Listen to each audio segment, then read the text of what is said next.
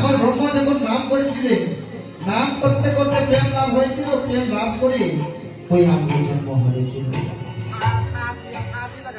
এবার কি হচ্ছে, ওই তীর্থকু যখন বসে আলোচনা করছে, অদ্বৈত গৃহিণী সীতারা করে নিয়ে এসে বলছেন আমায় কিছু শোনাও। দেখো অদ্বৈত গৃহিণী সীতারা করে নিয়ে নিকট পেয়ে 3 জন থেকে হয়ে গেলেন 4 জন। যখন 4 জন হয়ে গেলে আমার মহাপ্রভু অতি আনন্দে আনন্দিত হয়ে গেলেন। তখন অদ্বৈত গৃহিণী সীতারা করে মা সম্বোধন করে বলেছিল, মা তুমি যদি আমাদের সঙ্গে থাকো তাহলে তো আমরা হয়তো এই কলি হত মায়াবদ্ধ জীবকে উদ্ধার করতে পারি। তাই বলে গেলে তার শুনে আনন্দ মনে এই মহোৎসবের বিধানে কহে কিছু সচির এবার অদ্বৈত গৃহিণী সীতারা করে জানতে চাইছে আমাকে বলো।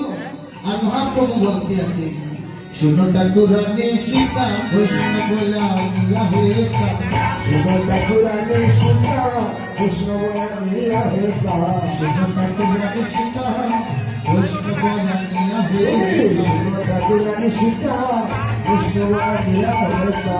আমন্ত্রণ করো হে ভক্তরে ও সীতা গো, আমন্ত্রণ করো ভক্ত সীতা গো, আমন্ত্রণ করো ভক্তরে ও সীতা গো, আমন্ত্রণ করো ভক্ত সীতা গো, আমন্ত্রণ করো ভক্তরে ও সীতা গো, আমন্ত্রণ করো ভক্ত আমন্ত্রণ করো যতনে সীতা গো, আমন্ত্রণ করো যতনে সীতা গো যাবা কাহায় আমন্ত্রণ করো আয় যেবা যায় যেবা যায় আমন্ত্রণ করো তাই, আমন্ত্রণ করো যেবা যায় যেবা যায় আমন্ত্রণ করো তাই। আয় কৃতজ্ঞ জনে জনে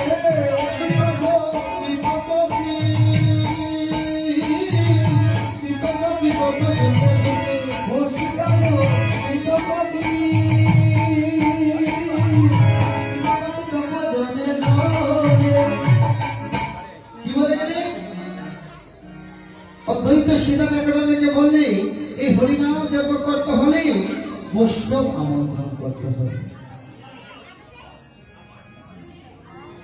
আর কি বললেন যে হরিনাম জপে যে গান যে বাজায় তাকে কৃতজ্ঞ ভাবে আমন্ত্রণ করতে হবে। কিন্তু আমাদের বেলা হয়ে যায় দাদা এত তারিখ আছে, তাহলে মহাপ্রভুর বিদায়ে বহির্ভূত হবে। তো যাই হোক, ভগবান কৃপা করেই তো মুঠোফোনটা তৈরি করেছে, আর তৈরি করেছে বলেই তো ওই 500 টাকার ভাড়াটা আর খরচা না করে 2 টাকা দিয়ে কিন্তু হয়ে যাচ্ছে। রাধে রাধে। তাও কিন্তু ভগবানের অশেষ কৃপা করুণা। ভগবান যদি মানুষের মধ্যে একটু ধারণ না করতো তাহলে এগুলি সৃষ্টি হতো না। আজ আমরাও কিন্তু এত স্বল্প সময়ে আসতেও পারতাম না, জানতেও পারতাম না। তো মহাপ্রভু বলে গেলেন তাদেরকে কৃতজ্ঞ ভাবে আমন্ত্রণ করতে হবে, তাদেরকে নিমন্ত্রণ করলে হবে। কিন্তু এখনকার যুগে উল্টা পাল্টা হয়ে গেছে। কেউ আমন্ত্রণ নিমন্ত্রণ করতে চাইলে দাদা আমাকে কত দিবা, ঠিক না নেই? কিন্তু ওই সময় কিন্তু এগুলো ছিল না। আর কি বলে গেলে আর বলে সীতা ওই হরিনাম যজ্ঞ দান করতে হলে কদলী বৃক্ষ আরোপণ করে রোপণ করতে হবে। ওই কদলী বৃক্ষ দ্বারা একটা কুঞ্জ তৈরি করতে হবে।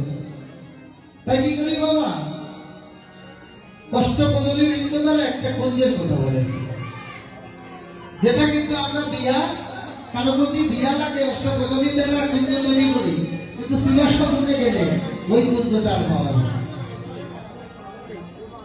তাই মহাজন বলে গেলেন আরে বড় বড় কলা তাহে মাতা ফুলো মালা, আরে বড় বড় গোলা তাহে বাদো ফুলো মালা, আরে বড় বড় কলা তাহে মাতা ফুলো মালা, আরে বড় বড় গোলা তাহে বাদো ফুলো ওই মালা। কীর্তন মণ্ডলী বন্ধু হলে খুশি কাটো কীর্তন মণ্ডলী বন্ধু হলে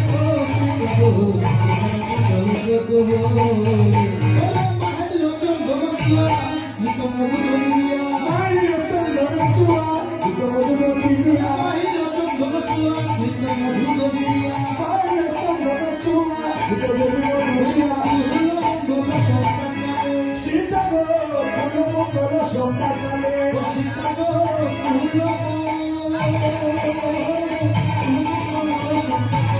সীতা গো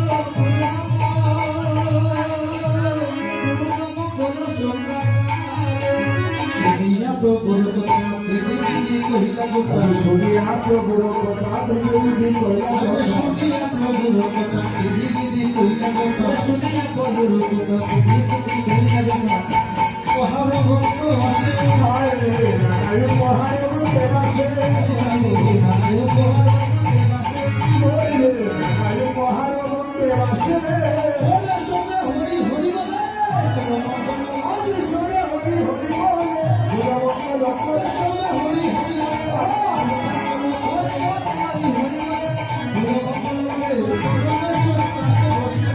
হায় রে পরমেশ্বর দাস রসে বাসে হায় রে পরমেশ্বর দাস রসে বাসে বলে